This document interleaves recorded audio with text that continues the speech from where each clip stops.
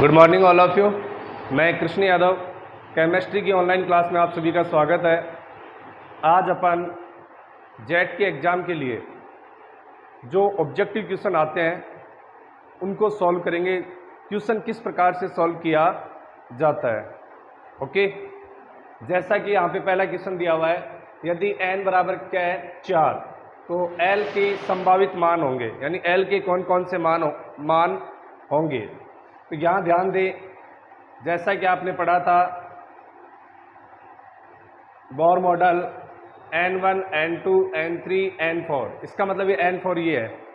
Okay, और वहाँ पे l जो अपन ने पढ़ा था द्विघांसी क्वांटम संख्या, तो l के कौन कौन से मान हो सकते हैं उसके बारे में अपन बात करें। तो यहाँ इसके अंतर्गत अपन देखें, ये होता है k कोस m l n k l m n, k l m और n, इसके अंतर्गत s, इसमें p, इसमें d, इसमें f, यानी कि k l m n ये क्या है, कोस है। इनके अंदर कौन है, उपकोष। और यहाँ पे कक्षक होते हैं अकेला, इसमें s ही होता है, इसमें s और p होता है, इसमें s p d होता है, इसमें s p d और f होता है। ओके, और l का मान निकालते हैं तो l बराबर होता है n-1। अब यहाँ पे s की बात करूँ तो s कहाँ से स्टार्ट होता है, 1 से, तो 1 - 1 कितना हो गया, 0।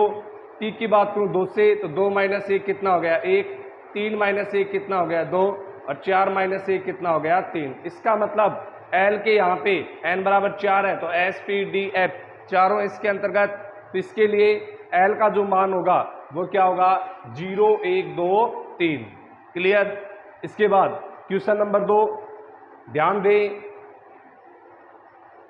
क्वेश्चन नंबर 2, यदि n बराबर 4 हो तो n कोष में अधिकतम उपकोषों की संख्या। अभी अभी अपन ने देखा था, जहां पे अभी अभी अपन ने देखा था n1 n2 n3 n4, और इसके अंदर अपन ने बताया था k l m n, और यहाँ पे अपन ने बताया था s p d f। कितने उपकोष हो गए टोटल, 4। तो इसका मतलब इसका करेक्ट आंसर कौन सा होगा, 2 नंबर वाला। n कोष में कितने उपकोष होंगे, कितने होंगे, 4, जो कि आपको क्वांटम संख्या में आपने पढ़ा था कि कोष के अंदर उपकोष की संख्या किसके बराबर होती है, n के बराबर। किसके बराबर, n के बराबर। इसके बाद नाभिक के सबसे नजदीक ऑर्बिटल होगा, यानी नाभिक के सबसे पास वाला ऑर्बिटल कौन सा होगा जिसमें n का मान कम होगा। तो यहाँ पे अपन देखें, इसके लिए n का मान कितना है, 4, इसके लिए 6, इसके लिए 5, इसके लिए 3। इसका मतलब करेक्ट आंसर कौन सा होगा, 3D। यहाँ पे नाभिक के सबसे नजदीक ऑर्बिटल होगा वो कौन सा होगा, 3D होगा। कौन सा होगा, 3D। इसके बाद क्वेश्चन नंबर 4, किसी ऑर्बिटल का अस्तित्व नहीं होगा। इसमें बोल रहा है किस ऑर्बिटल का अस्तित्व नहीं है, यानी नहीं बनता है। ये आपने पढ़ा होगा कि S1 से स्टार्ट होता है, P2 से स्टार्ट होता है, D3 से स्टार्ट होता है और F4 से स्टार्ट होता है। तो देखिए 2P संभव है, 4S संभव है, 3D Z² संभव है, 2D D कहाँ से स्टार्ट होता है, तीसरे से, लेकिन ये कौन सी से स्टार्ट हो रहा है, दूसरे से। इसका मतलब इसका अस्तित्व नहीं है। क्वेश्चन नंबर 4 का आंसर होगा 3। फिर है क्वेश्चन नंबर 5, यदि स्मॉल l बराबर 3 के लिए चुंबकीय क्वांटम संख्याएं होंगी। अब देखिए इसमें क्वेश्चन में क्या दिया हुआ है, स्मॉल l का मान, और स्मॉल l का मान कितना दिया हुआ है, यहाँ पे स्मॉल l का मान दिया हुआ है कितना, 3। तो चुंबकीय क्वांटम संख्याएं का मान पूछ रहा है। आपने पढ़ा था m बराबर क्या होता है, 0 ± l, और यहाँ पे m बराबर 0 ± ये क्या आ गया, 3। इसका मतलब इसका मान क्या होगा, -3 -2 -1 0 +1 +2 +3। अब यहाँ पे 0 नहीं दिया हुआ है, नोट करें, यहाँ पे 0 था। क्लियर।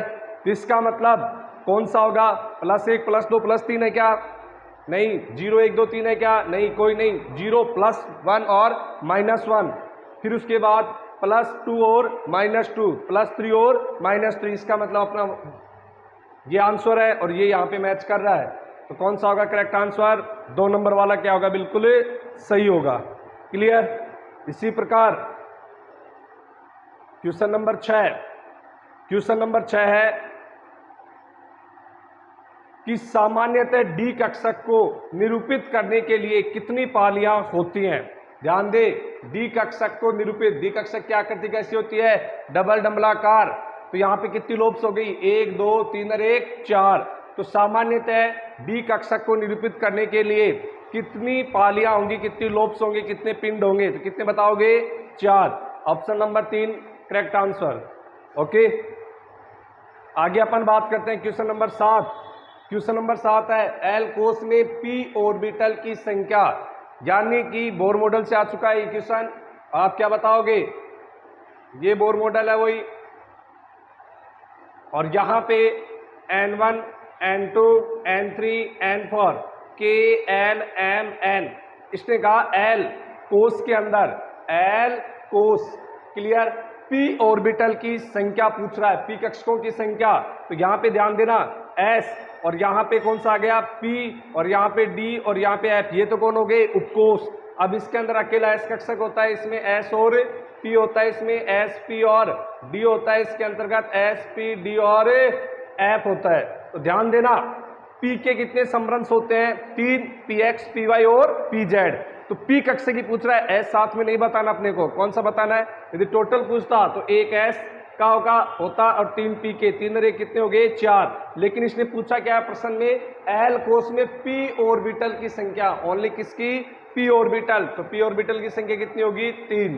कितनी होगी? 3। तो इसका करेक्ट आंसर कितना होगा? 1 नंबर वाला। ओके, उसके बाद क्वेश्चन नंबर 8, न्यूनतम मुख्य क्वांटम संख्या का मान। न्यूनतम मुख्य क्वांटम, मुख्य क्वांटम का मतलब क्या हो गया? n, क्या हो गया? स्मॉल n का मान, जिसमें 4 पालियां वाला ऑर्बिटल प्रकट होता है। 4 पालियां किसके अंतर्गत होती है? डी में। अब इसका न्यूनतम, इसका मतलब n का मान सबसे कम होने वाला कौन सा होगा? तो डी कहां से स्टार्ट होता है? 3D से। तो इसका मतलब n का मान न्यूनतम कितना होगा? 3। तो यहां पे अगर अपन बात करें तो न्यूनतम मुख्य क्वांटम संख्या का मान होगा जिसमें 4 पालियां ऑर्बिटल प्रकट होंगी। तो ये किसका मान पूछ रहा है? n का। तो n का मान कितना आएगा? 3। तो इसका करेक्ट आंसर कितना होगा? 4 नंबर ऑप्शन बिल्कुल क्या होगा? सही होगा। क्लियर है? इसके बाद क्वेश्चन नंबर 9, निम्नलिखित आयनों की त्रिज्या का सही क्रम बताइए। निम्नलिखित आयनों की त्रिज्या का सही क्रम बताइए। तो यहां पे ध्यान देना, यहां पे अपन क्या देखेंगे? आयनों की त्रिज्या का क्रम। क्या देखेंगे? आयनों की त्रिज्या का क्रम। मैंने आपको बताया था कि जो ऋणायन होता है उसका आकार सबसे बड़ा है, तो इसका मतलब उसकी त्रिज्या सबसे ज्यादा होगी, और वहां पे जितना अधिक उसके ऊपर आवेश होगा तो उसकी त्रिज्या उतनी क्या होगी? ज्यादा होगी। और धनायन का आकार क्या होता है? छोटा, उसके ऊपर जितना अधिक आवेश होगा उसकी त्रिज्या उतनी क्या होगी? कम होगी। तो देखना यहाँ पे, अब इस क्वेश्चन को अपन सॉल्व करेंगे तो क्वेश्चन में कुछ भी नहीं दिया हुआ है, क्वेश्चन में तो ओनली बताया कि आयनों की त्रिज्या बतानी है आपको। तो अपन किसके आधार पर? ऑप्शन के आधार पर इसका आंसर निकालेंगे। तो देखिए यहाँ पे F माइनस है, ओके, O-2, Na प्लस है और Mg+2, ओके। इसका मतलब अब इसको आयनों की त्रिज्या के रूप में लिखें तो यहाँ पे देखना Mg+2, बताओ सबसे ज्यादा त्रिज्या है क्या? नहीं है। इसका मतलब ये क्या हो गया? गलत। O2- बिल्कुल सही है, ये F- इससे कम है, Na+ और Mg+2, बिल्कुल ये 2 वाला ऑप्शन बिल्कुल क्या होगा? सही होगा। 3 वाला गलत क्यों है? F- नहीं, पहले O2- आना चाहिए था। ये वाला गलत क्यों है? Mg+2 नहीं, गलत। तो इसका मतलब करेक्ट आंसर कौन सा होगा इसका? Option number 2। इसके बाद क्वेश्चन नंबर 10, निम्न 4 क्वांटम संख्याओं के समूह में किस इलेक्ट्रॉन की ऊर्जा अधिकतम होगी? किस इलेक्ट्रॉन की ऊर्जा अधिकतम होगी? इसके लिए अपन बात करें तो ध्यान दे, कौन से इलेक्ट्रॉन की ऊर्जा अधिकतम होगी? तो ध्यान देना सभी,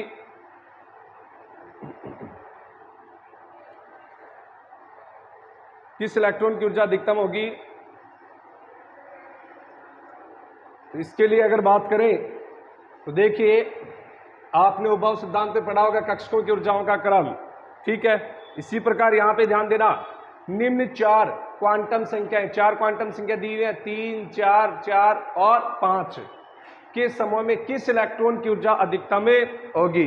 तो नाभिक से जितना दूर होगा उसकी ऊर्जा उतनी ज्यादा होगी। तो इसका मतलब क्या हुआ, यहाँ पे अपन देखें तो इसके साथ साथ अपन ने L के मान चेक करने पड़ेंगे। S के लिए L का मान कितना होता है 0, P के लिए कितना होता है 1, D के लिए कितना होता है 2 और F के लिए कितना होता है 3। और इस कंडीशन में अगर बात की जाए तो S की ऊर्जा क्या होगी, सबसे कम होगी, P की ऊर्जा इससे ज्यादा, D की ऊर्जा उससे ज्यादा, F की ऊर्जा सबसे ज्यादा होगी। तो यहाँ पे ध्यान देना, L के मान के अकॉर्डिंग अपन बात करते हैं। तो देखो ये तो कौन सा हो गया S हो गया, ये कौन सा हो गया P हो गया, ये कौन सा हो गया D और ये कौन सा हो गया D हो गया। इसका मतलब F तो इस ऑप्शन में है ही नहीं, F नहीं है। अब यहाँ पे अपन देखें ये कितना हो गया 3 और ये कितना हो गया 4। तो देखना 3 तो नाभिक के पास हो गया, यानी कि 3 नंबर वाला कोष पहले आएगा, फिर कौन सा आएगा 4 नंबर वाला। तो इसका मतलब इसका करेक्ट आंसर कौन सा होगा, 2 नंबर ऑप्शन। कौन सा होगा 2 नंबर ऑप्शन। अरे समझना इस चीज को, यहाँ पे अगर अपन बात करें तो ये हो गया 3D और ये हो गया 4D, नाभिक से दूर है तो इसका मतलब इसकी ऊर्जा क्या होगी, ज्यादा होगी। तो यहाँ पे 2 नंबर ऑप्शन बिल्कुल क्या होगा, सही होगा। क्लियर।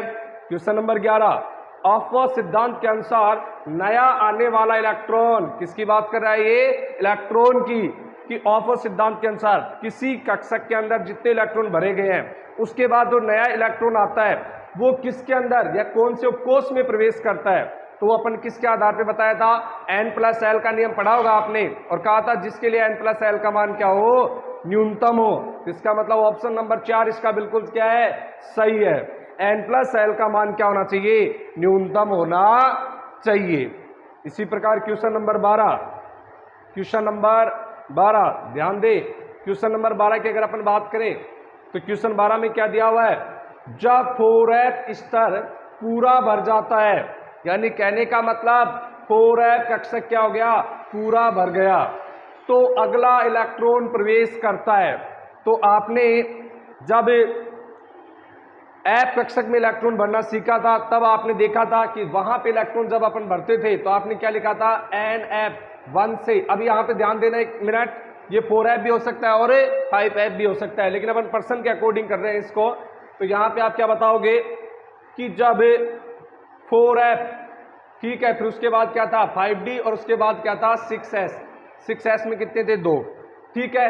अब इसको अपन 0 और 1, यानी 0 भी हो सकता है, इसमें एक इलेक्ट्रॉन भी रह सकता है, क्योंकि अपन जब इलेक्ट्रॉन भरते हैं तो 57वां इलेक्ट्रॉन अपन यदि भरें तो किसके अंदर जाता है, 5d1 क्या होता है, 5d1, 4f क्या होता है 0। 58वां इलेक्ट्रॉन आते ही किस में भरना शुरू हो जाता है, 4f में। अब ये कह रहा है कि 4f यदि क्या हो जाए, कंप्लीट रूप से भर जाए, तो आने वाला अब अगला इलेक्ट्रॉन होगा वो किस में जाएगा, डी में। और कौन से डी में जा रहा है, 5d। यदि यहाँ पे मानो 5f होता तो किस में जाता, फिर 6d में, किस में जाता, 6d में। ओके, तो इसका करेक्ट आंसर कौन सा होगा, 5d। इसके बाद बाह्य कोश का विन्यास किसी परमाणु के लिए, मानो उसका बाह्य कोश का विन्यास है किसी परमाणु के लिए, और वहां पे उसके अंदर कितने इलेक्ट्रॉन है, 4s में 2 इलेक्ट्रॉन है। अब यहाँ पे ऐसे क्वेश्चन होते हैं उनको ऑप्शन से निकालना पड़ता है। क्लियर। अब इनका इलेक्ट्रॉनिक विन्यास लिखना पड़ेगा, तभी अपने को पता चलेगा कि इसके बाह्यतम कोश में 4s में 2 इलेक्ट्रोड है। तो देखिए यहाँ पे सबसे पहले 29 नंबर का इलेक्ट्रॉनिक विन्यास लिखूं मैं तो क्या हो जाएगा, आर्गन 18, ये 3d और ये 4s, 18 2 20 और 9 29। लेकिन स्थायित्व क्रम के कारण अपन क्या लिखेंगे, 3d 10 4s 1। ओके, क्लियर है ये सभी का। तो यहाँ पे तो 4s में कितना हो गया, ये गलत है, ये अपना क्या है, बिल्कुल सही है, स्थायित्व क्रम के आधार पर, ठीक है। और 4s से इलेक्ट्रॉन किसमें, 3d में, क्योंकि उनकी ऊर्जाओं में अल्प अंतर होने के कारण ट्रांसफर इलेक्ट्रॉन हो सकता है।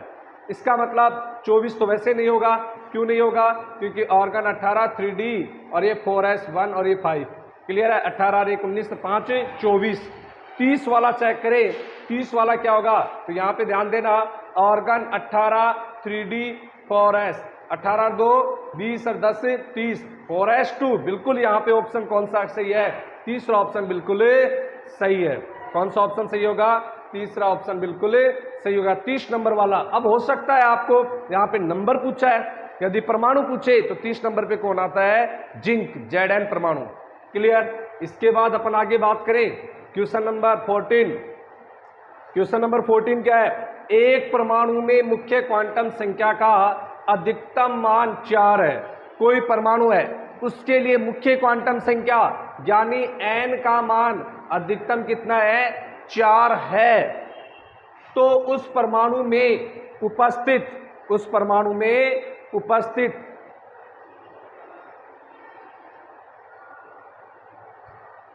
ओके, प्रश्न दिखाई दे रहा होगा आप सभी को। तो उस परमाणु में उपस्थित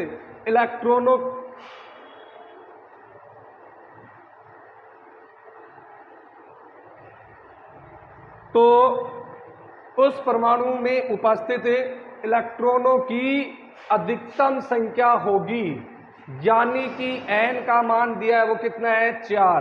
तो n का मान कितना है? 4, यानी कोष का मान कितना दिया है? 4। चौथे कोष की बात कर रहा है। कोष के अंदर इलेक्ट्रॉनों की संख्या ज्ञात करने का फॉर्मूला क्या होता है? 2n square. क्या होता है? 2n square. तो यहाँ पे 4 का स्क्वायर 16, 16 दूनी 32। क्या होगा इसका करेक्ट आंसर? 32। इसको 32 कर लेना। ऑप्शन नंबर 3 क्या होगा? बिल्कुल सही, 32, 32। क्लियर? उसके बाद क्वेश्चन नंबर 15, निम्न में से किद आदि अवस्था सामान्य अवस्था में केवल हुंड के नियम का पालन नहीं हो रहा है? प्रश्न को समझना ध्यान से। ये प्रश्न कह रहा है कि सामान्य अवस्था में ऐसा कौन सा ऑप्शन है जो हुंड के नियम की पालना नहीं कर रहा है? तो देखना, हुंड ने क्या बताया था कि जब इलेक्ट्रॉन भरते हैं तो समरंस कक्षक में पहले प्रत्येक में एक एक इलेक्ट्रॉन भरा होना चाहिए। जैसे पी के 3 समरंस होते हैं तो तीनों के अंदर एक एक इलेक्ट्रॉन आना चाहिए, उसके बाद उसका युग्मन शुरू होगा। इसी प्रकार डी में यदि मानो 5 इलेक्ट्रॉन है तो पहले प्रत्येक समरंस कक्षक में एक एक इलेक्ट्रॉन आना चाहिए, उसके बाद उसका युग्मन शुरू होता है। तो यहाँ पे देखिए 2s, इसका तो एक ही होता है, एक इसमें एक इसमें 2 आगे। 2p, p के 3 समरंस है, px, py और pz। अब यहाँ पे दोनों का चक्रण कैसा है? समांतर। बिल्कुल सही है। यहाँ पे इसको सही कर लेना, सॉरी, एक क्लॉकवाइज है, दूसरा एंटी क्लॉकवाइज, और तीनों आगे। सबका चक्रण समांतर ही होता है जब तक युग्मन नहीं होगा। युग्मन होगा तब उसका चक्रण क्या हो जाएगा? विपरीत। अब यहाँ पे क्लॉकवाइज, एंटी क्लॉकवाइज। अब देखो इसके अंदर p में कितने इलेक्ट्रॉन है?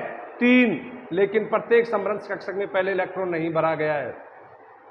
क्लियर है? तो इसका मतलब ये होना चाहिए था, ये नहीं है, तो इसका मतलब ये हुंड के नियम की पालना नहीं कर रहा है। तो ऑप्शन नंबर 3 इसका करेक्ट आंसर होगा, नहीं कर रहा है। ओके, ऑप्शन नंबर 3 इसका क्या होगा? बिल्कुल सही आंसर होगा। क्वेश्चन नंबर 16, यदि m बराबर -2 चुंबकीय क्वांटम संख्या का मान क्या दिया हुआ है? -2, और चक्रण क्वांटम संख्या का मान क्या है? 1/2 है। क्वांटम संख्याओं के लिए सही कक्षक है, यानी किसके लिए m का मान -2 हुआ है? तो ये ऑप्शन से निकालो।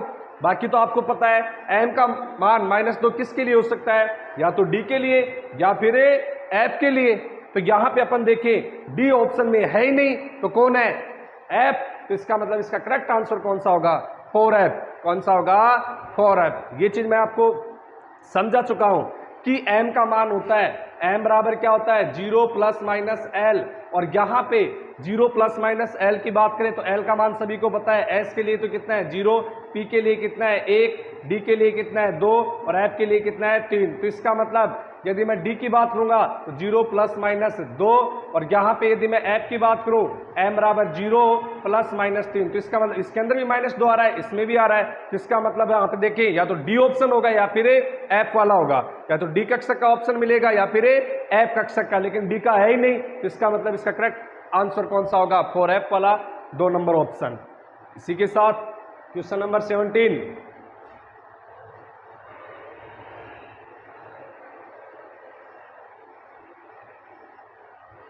क्वेश्चन नंबर 17, क्वेश्चन को ध्यान से पढ़े। मुख्य क्वांटम संख्या n बराबर 4, यानी कि मुख्य क्वांटम संख्या उसका n का मान कितना है? 4 के लिए l बराबर 3 के लिए स्मॉल l बराबर 3 वाले कक्षकों की कुल संख्या होगी, यानी कि n का मान तो कितना है? 4 के लिए l बराबर कितना है? 3, और l का मान 3 है, वो किसके लिए आता है? तो ध्यान देना, आपको बताया था l बराबर n-1 है, तो l बराबर 3 किसके लिए आता है? f के लिए, क्योंकि f कहां से स्टार्ट होता है? 4 से, तो वहां पे 4f होता है ना। तो 4 - 1 कितना आ गया? 3, तो L का मान तो कितना आ गया यहाँ पे 3।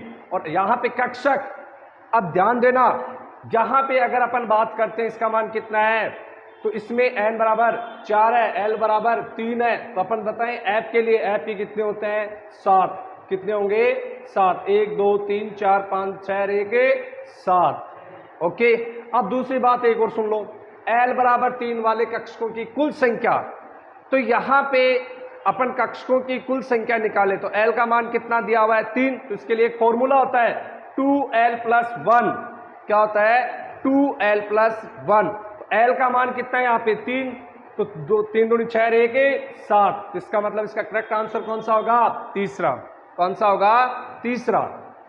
इसी प्रकार यदि कोई कहे सर इसमें ये फॉर्मूला लगेगा सभी के लिए लग सकता है, मान S के लिए कितना होता है 0, तो इसका मतलब 2L + 1, 2 × 0 + 1 कितना आ गया 1, तो वहां पे कितना होता है 1। P के लिए कितना होगा 1 2 1 2 1 3, तो P के कितने होते हैं 3 होते हैं। क्लियर। D के लिए 2 दूनी 4 1 5, उसके लिए कितना होगा 5। इस प्रकार से अपन निकाल सकते हैं। क्वेश्चन नंबर 18, बेरिलियम के चतुर्थ इलेक्ट्रॉन की चारों क्वांटम संख्या होगी।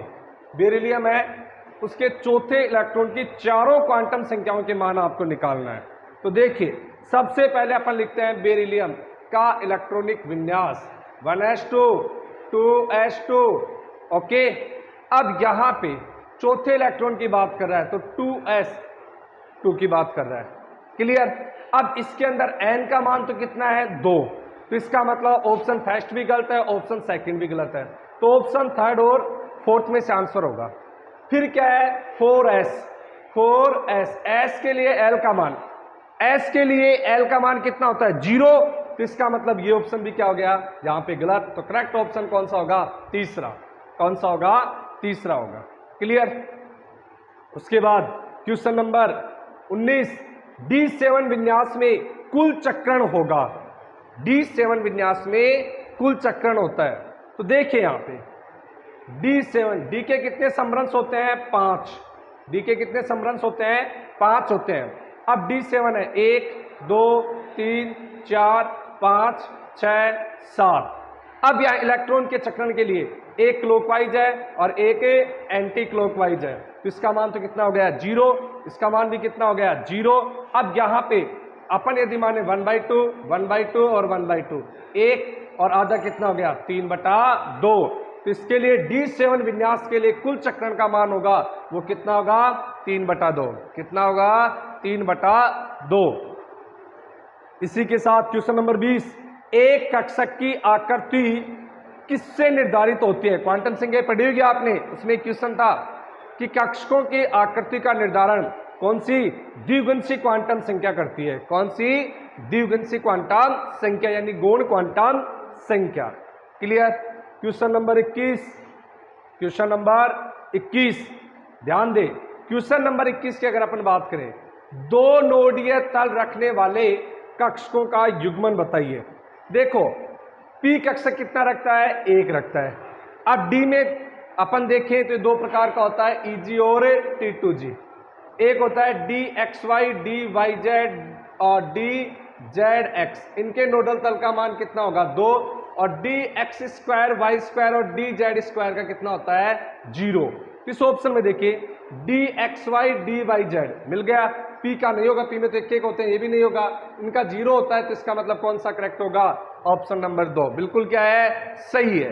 क्लियर। इसी प्रकार हाइड्राइड आयन का सम इलेक्ट्रॉनिक है, हाइड्राइड आयन का सम इलेक्ट्रॉनिक है, A+1 कितना हो गया 2, तो 2 इलेक्ट्रॉन किसके अंदर है, तो यहाँ पे सम इलेक्ट्रॉनिक होगा, वो कौन होगा, हीलियम। कौन होगा, हीलियम। क्लियर। इसी प्रकार एक तत्व X, माना तत्व क्या है X है, उसमें 16 प्रोटॉन है। कितने प्रोटॉन है 16। तो देखिए तत्व का निरूपित करने का सूत्र होता है ZXA। क्या होता है ZXA।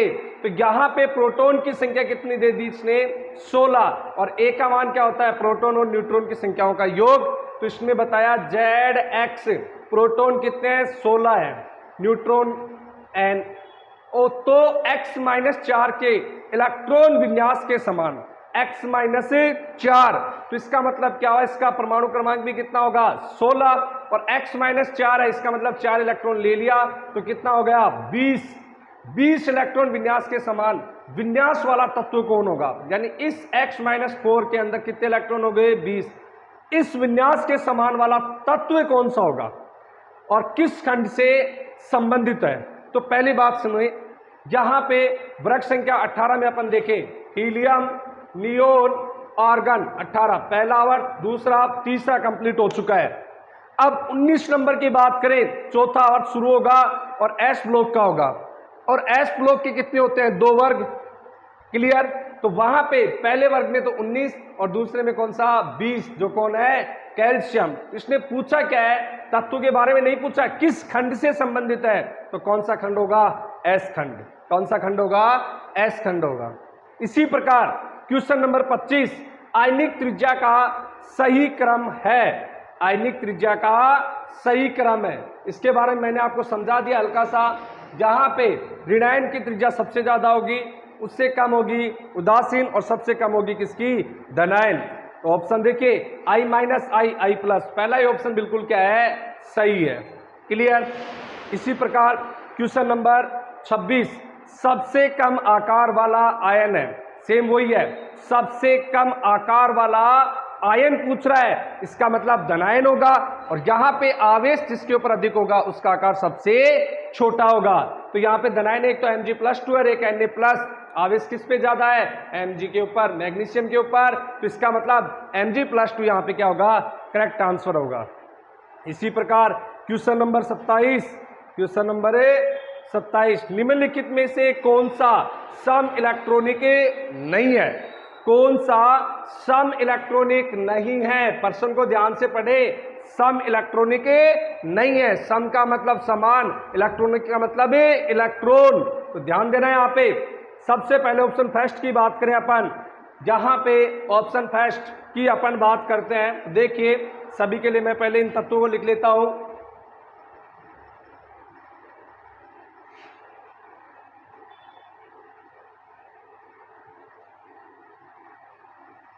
नंबरिंग करो 21, 22, 23, 24, 25, 26, 27, 28, 29, 30, क्लियर।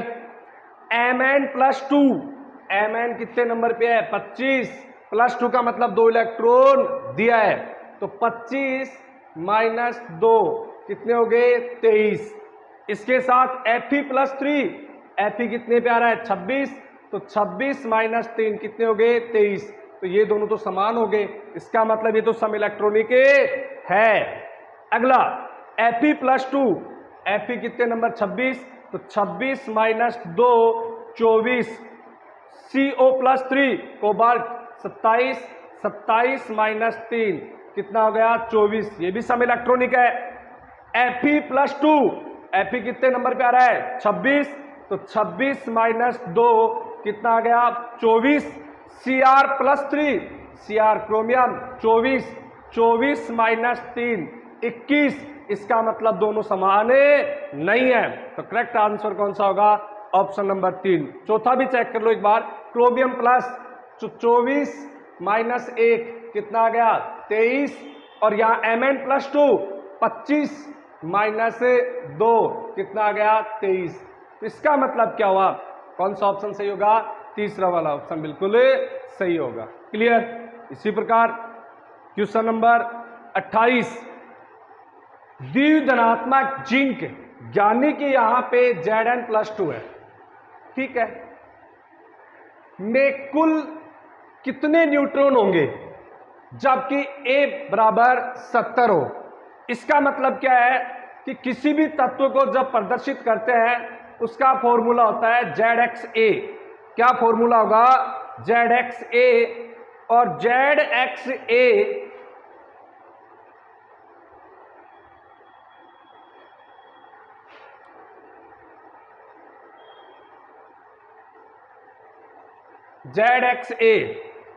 Z का मतलब हो गया परमाणु क्रमांक, X का मतलब हो गया तत्व का प्रतीक, ए का मतलब हो गया द्रव्यमान संख्या, और द्रव्यमान संख्या होती है प्रोटॉन प्लस न्यूट्रॉन की संख्याओं का योग। यहां पे जेड जिंक का आपको पता है तो ठीक है, नहीं पता तो आप क्या लिख सकते हो, जेड लिख सकते हो। फिर एक्स, फिर ए में किसका मान दिया हुआ है 70।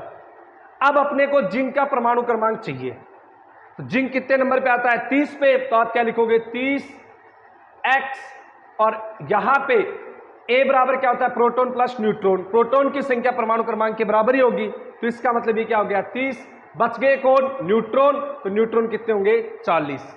क्लियर। तो यहां पे इसका अपन देखें तो करेक्ट आंसर कौन सा होगा, दूसरा। क्वेश्चन नंबर 29, किसी परमाणु में 17 प्रोटॉन और 18 न्यूट्रॉन, यानी कोई परमाणु है, ठीक है, उसके अंदर 17 तो प्रोटॉन है और 18 क्या उसमें न्यूट्रॉन है, तो ये तो हो गए प्रोटॉन और ये हो गया न्यूट्रॉन, तो उस परमाणु पर आवेश होगा, तो उस परमाणु के ऊपर आवेश होगा, यानी कितना आवेश उसके ऊपर आएगा। तो ध्यान देना यहां पे जेड एक्स और ए का मान यहां पे कितना गया 17 34 रे के 35। अब यहां पे प्रोटॉन 17, इसका मतलब जेड का मान कितना हो गया 17, और 17 वाला कौन सा होता है क्लोरीन, क्लोरीन कौन से वर्ग में पाया जाता है 17वें में, और उसके ऊपर आवेश कितना होता है -1, तो इसका मतलब करेक्ट आंसर कौन सा होगा 3 नंबर वाला -1।